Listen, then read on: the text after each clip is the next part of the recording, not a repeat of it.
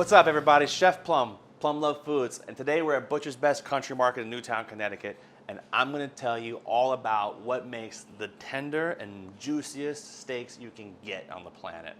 I got some great things to show you here, so check it out. What I got is a whole tray of different steaks here that Steve from Butcher's Best has set us up with, and he's been fantastic.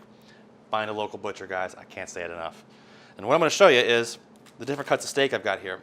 I think to make a tender and juicy steak, you have to get a good quality steak first, and the cut of steak has to plays a big role in whether it's tender and juicy. You can see here, I have a beautifully marbled. Marble is the fat inside the steak, just like that, the white stuff. It's fantastic. It's beautiful.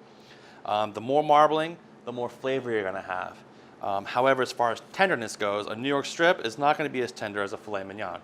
But there's a trick you can do. This is a regular New York strip, and what I've got here is another New York strip, but it's bone in. You can see the bone is still there. If you can get a piece of steak or have your butcher cut you a steak with the bone in, it's a giant difference. It retains so much more juices and it just tastes fantastic with that bone in. Not to mention it looks incredible on a plate. Look at that. This steak looks great. This on the plate would look awesome. Same thing here. This is a filet mignon. Not a lot of marbling in there, but a very tender piece of meat even still. So it's going to retain a lot of juice, a lot of moisture. It's going to be great. What I've got here is the same thing. It's a filet mignon, but a bone in. And I got to tell you something, guys. This is something I just learned about today, and I'm losing my mind over it. A bone-in filet mignon. Are you kidding me? What could be bad about that? Nothing. This is a ribeye. Ribeye is a great big chunk of meat, a great big piece of meat. As you can see, it looks great on a plate.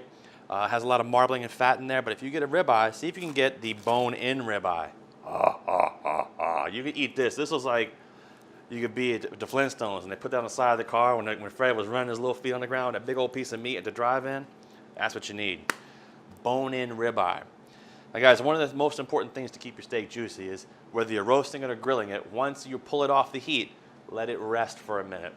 It seizes up, and all those juices kind of seize into it. So once it comes off the heat, out of the oven or off the grill, let it sit, let those juices redistribute throughout the piece of meat. Makes all the difference in the world. And don't forget to season your food. You could also marinate a little bit. You could put any kind of marinade you want to make, olive oil and salt, pepper and garlic, and some sort of vinegar to go with it. Just remember, it's an important thing to do, to always not just put oil in there. Oil can't let things transfer. If you have some kind of oil and liquid, then the things can transfer throughout the meat. I'm Chef Plum, Plum Love Foods, here at Butcher's Best in Newtown, Connecticut.